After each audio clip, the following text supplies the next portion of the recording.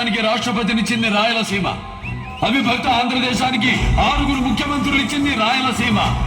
తెలుగు జాతి ఆత్మగౌరవం కోసం పిడికిలెత్తే మహనీయుణ్ణి గుండెల్లో పెట్టుకుంది రాయలసీమ.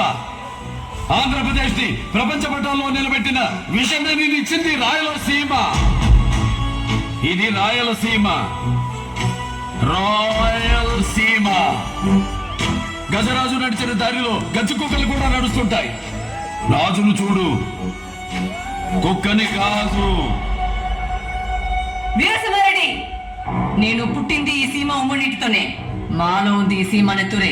ఇక్కడ హక్కులు అర్హతలు మాకు ఉంటాయి. మినిస్టర్, మీ పదవికి గౌరవం ఇచ్చా, మీరు పిలిస్తే వచ్చా. ఇంకెవ్వరి మాట నాకు వినపడకూడదు. మేము తలుచుకుంటే నువ్వు బయటికి వెళ్ళవు. అబ్బా, తలుచుకో తలుచుకో. మూతి మీద మొలిసిన ప్రతి బొచ్చు మేసం కాదురా బచ్చ. దానికి ఒక గౌరవం ఉండాలి. తలబడి తమ్ముంటేనే నిలబడాలి. కూర్చో. రెడీ, గుర్తుపెట్టుకో, నీ సావు నా చేతుల్లోనే. రేయ్, సవాలు విసరుకో, నేను సవాలు విసురుతా. మినిస్టర్, ప్రజలకు మంచి చేయండి. భుజాల మీద మోస్తారు, లేకపోతే తొక్కి పాచేస్తారు.